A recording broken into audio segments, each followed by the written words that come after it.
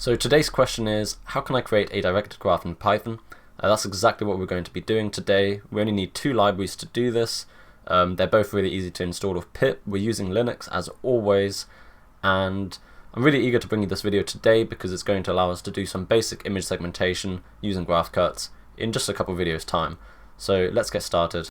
So before we get started coding, we should ask, is there any additional tools or libraries we need in order to achieve what we want to do? And the answer today is yes. We're actually going to need two modules or libraries, whatever you want to call them, and that is matplotlib and one called networkx. So all we need to do is pip install networkx,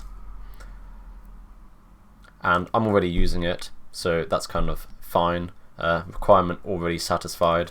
And the other one we need that you probably already have is matplotlib. Matplotlib, we're going to pip install that, and the requirement's already satisfied, of course, because I already have that.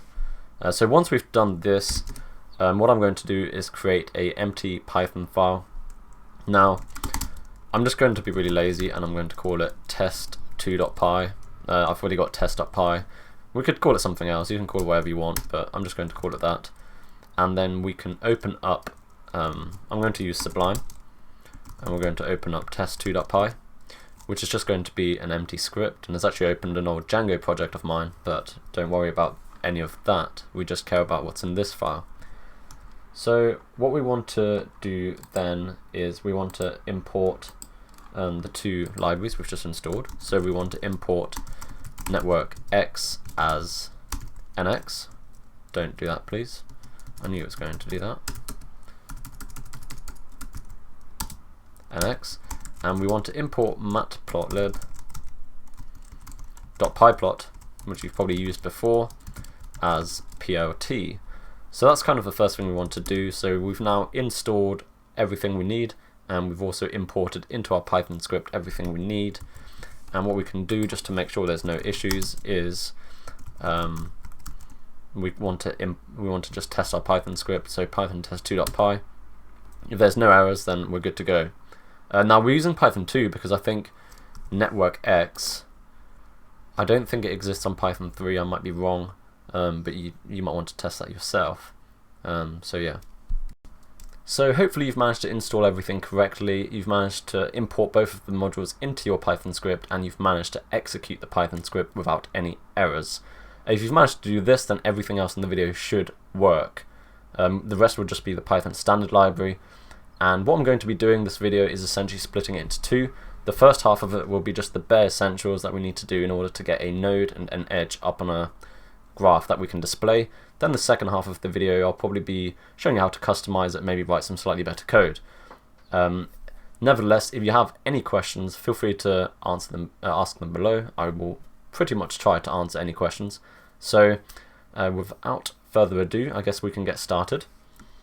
So our goal is to create a graph that we can visually display using matplotlib.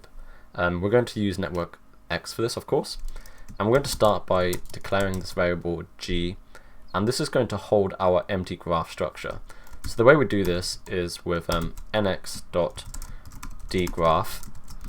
and we can put parameters in here. We're not going to go into those because we're just going to create an empty graph structure, which basically means it's a graph, but we've got no nodes currently, and we've got no, or vertices, whichever word you prefer to use, and we've got no edges.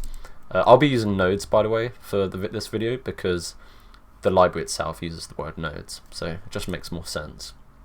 Although I prefer vertices. Right, so what we want to do now is, like I said, we want to start building out this graph. And we can do that in multiple ways, because the library has, the documentation basically says, you can create nodes and you can create edges, but we want both. So what we're actually going to do is create our own nodes, and then the edges are going to be generated automatically from tuples. So the way we're going to, hopefully I didn't confuse you there. So the way we're going to do this is we're going to say add edges from, and what we're saying is we're going to add edges automatically from these nodes that we're generating. And this is going to hold a list, and it's going to be a list of tuples, and each tuple is just going to have a pair of nodes. So we've got one node A and one node B. Hopefully you can see that. Camera's over here. So we've got a node A and a node B, and they're going to be connected by an edge. Okay, so that's clear. So we could start with that, but let's make it a little bit more complex. And we're going to have another pair, and that's going to be A and C. And then we could also connect either B to C or C to B. I'll do C to B. So that way we've got A to B, A to C, and C to B. Now something else that's worth noting here is by default there won't be any directions or arrows on the graph, but if there were, then the arrows would point from A to B and then A to C and C to B, which we'll see in just a moment. So that's kind of the first bit. So as we mentioned before, we're going to take this minimalistic approach to displaying this graph. All we want to do is display the nodes, display the edges, display the labels, and then actually display the graph. So, but one thing we have to do before we do that is define how our nodes, so A, B, and C, are going to look on this graph. Because right now, we haven't said anything. We don't know whether where's A, B, and C actually going to go. Is it just going to be random? And what this library networkx actually does for us, it gives us a bunch of options of how we can display these nodes, and it will basically do it sort of pseudo automatic for us.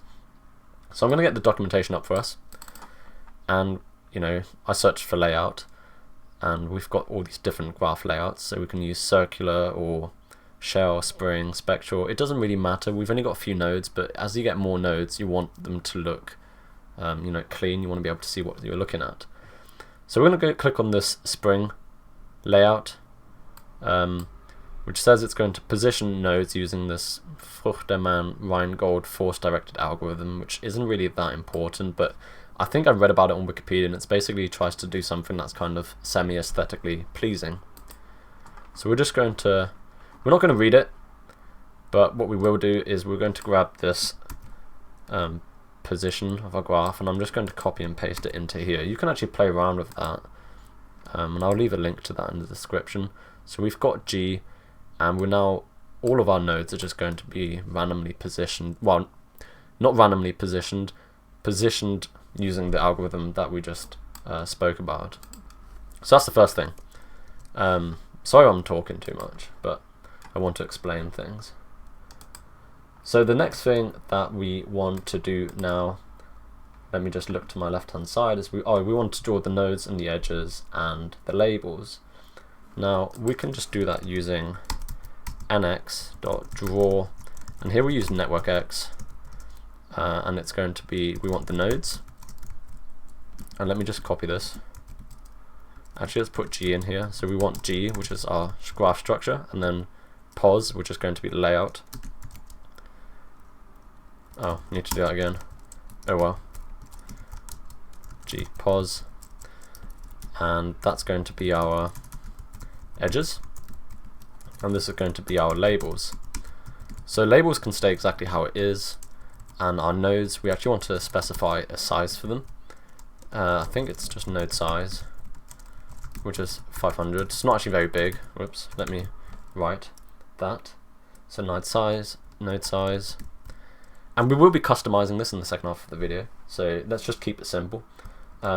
We can just actually do, I will do it like this, edge list, and that's going to actually just be equal to a function, which is going to give us our edges, which is going to be g.edges. So all this is a list of all our edges, but actually it's just going to be A, B, and C, right? So it's kind of, imagine it was kind of a dictionary or a set, if you've worked with dictionaries and sets. So even if you can have multiple, we can have B and A and C multiple times in there, but we're only going to look at it once. So that's our list of edges. And on top of that, we probably want to specify an edge color. So we're just going to say black. I think it's edge color, just like that. And actually we need to put it into brackets. Now the rest can stay the same. Our labels we can keep those exactly the way they are. And all we need to do now is do plt.show. And you can actually just see how, if we bunch it all together, make it look really messy, 1, 2, 3, 4, 5, 6, 7, 9 lines of code, so less than 10 lines of code, including the imports, which is quite nice. And if we execute the script now without errors, so we've got an error, network, so none of these have the word network in them, so hopefully this will be better. Kind of looks messy, all clunked together, but I've done it now. And what we see is figure 1 has been created for us, and we've got our node A. Oh, actually it does come with the arrows by default, so maybe you have to turn them off. So A towards B, and A towards C, and then C towards B. Now if we remember this, we had A towards B, A towards C, and C towards B, so it has worked. So I've just actually cut myself off there because I started talking and rambling about the customization side of this, but I'm actually going to make that into a second separate video, just to keep it clean. I want this video about, you know, how to make the minimal directional graph in Python. And also I got really hot, by the way, so I took off my jumper. It's not a different day or anything. So yeah, if you enjoyed that, then leave a like, subscribe. I'm going to be doing more videos on image segmentation, hopefully image classification, everything to do with like images and videos and computer vision. Alternatively, if you were just looking on this on a one-off, then that's cool. Thank you for watching, and I'll see you in the next video.